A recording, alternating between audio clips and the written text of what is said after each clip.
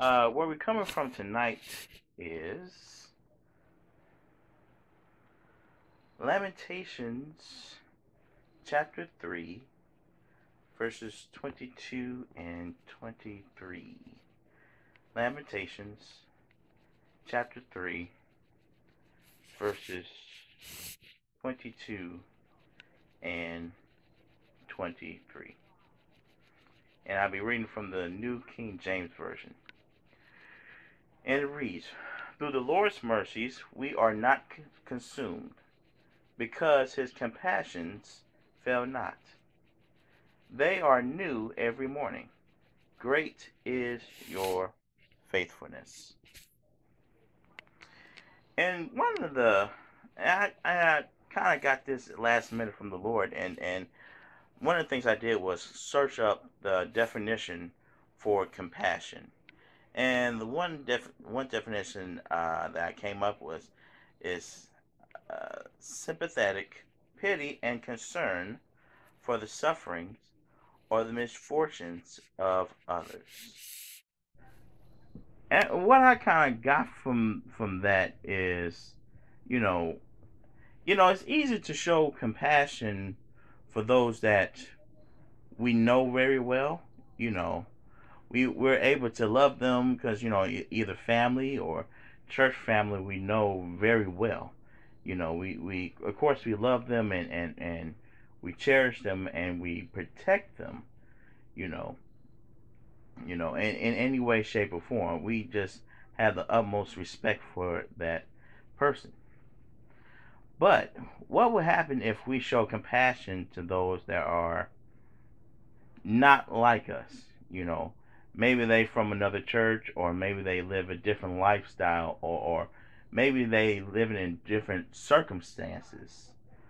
What would compassion look like? Okay, and one of the points I got from that scripture is compassion is selfless, not selfish. Compassion is selfless, not selfish.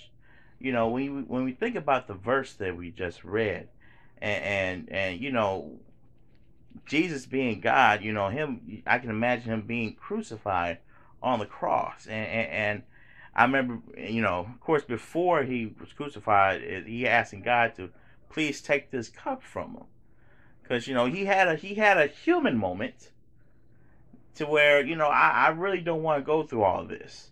I really don't want to go through dying and suffering. You know, to fulfill the purpose. But I believe this is what I believe. The God side came to him, and I think one of the things, and this is what I believe, one of the things he might have thought of is us down the line. Yes, and in the Bible it says, while we were yet sinners, Jesus came to die for us. So I can just imagine him thinking about me, with my mistakes and all my mistakes and misfortunes, and anybody else's mistakes and misfortunes. You know that he knows that with him dying on a cross, we are able to to live a new life through him.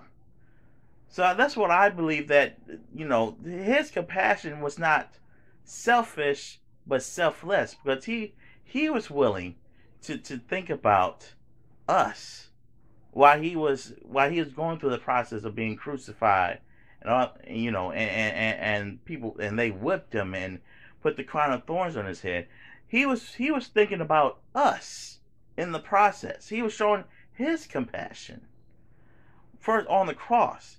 And in the verse it says, him not consuming us. He could have been like, what, forget y'all, and I'm just gonna wipe everybody out because I'm God. But no, he really thought about us. We have to really think about it. He really thought about us, during the process, because his love for us was unmatched by anybody. His love for us is just tremendous for us. He is willing to take the sacrifice for us.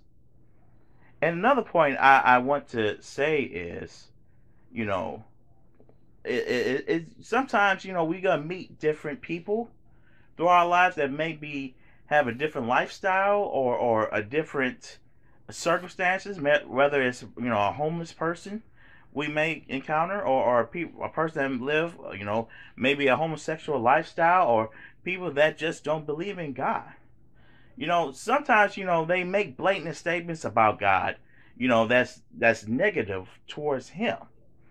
And it's like, oh man, forgive him, all that stuff. But I think sometimes what one of my points here is, take time to hear the person's heart, slash kind of establish a relationship with that person. Because sometimes, they don't want, they say, though, they say the bad things about God, but they don't fully explain why. But as time go on, and you get the time to know the person, they may slip out some of the stories of why, their bad experience in church, and people that say they're Christians, they have a bad encounter with them. I think we have to take the time to hear the hearts, and the reason why, because sometimes, and I'm just speaking in general, sometimes Christians would say, oh, he's gay, oh, he's going to hell, or he don't believe in God, he's going to hell, instead of us taking the time to listen to them. Okay, why are they like this? I'm willing to take the time to listen to you. I may not agree with you, but I think it's time. We have to take the time to listen to them, and maybe establish a relationship. And that's why, the past week, talk about the fruits of the spirit. We must, perform the fruits of the spirit in our lives, so person can see, oh, okay, he's a true person. He's really a genuine person living the true Christian life. We're not coming to them condemning and all that stuff. No, instead we should be coming to, offer our help to them. A shoulder to cry on, or a listening ear, or give money to those that are in need. We should be compassionate to those that are different than us. And I think the last point I want to say is, God is telling us to be compassionate. Well, what I've been saying, God is telling us to be compassionate to those that we may encounter with, that may be different than us. It's, like I said from earlier, she said, through, in the verse says, through the Lord's mercy we are not consumed. In our mess, in our mistakes and misfortune and all that stuff, we could have been consumed by the Lord, because the Lord he's holy. He's a holy God. He is a just God. So he will have the right for us to basically take us out of here. But his love, you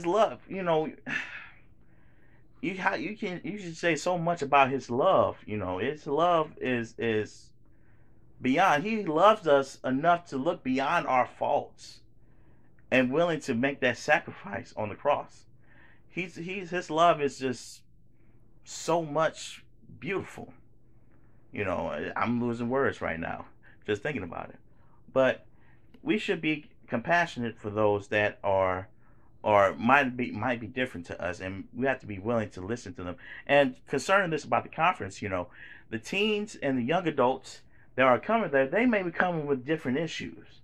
They may be coming with struggles and addictions, and some mind issues. They may not believe fully in God. I think we have to be compassionate to those that are not, like I said, they are different than us, that we may think, oh, if they don't fix this right, and whatever, blah, blah. But we have to be the example of what compassion is, that Christ showed to us. If Christ is willing to show compassion to me, compassion to us, then we should be able to show compassion to those that are coming, and love on them, and embrace them, and protect them, and lead them and guide them in the way of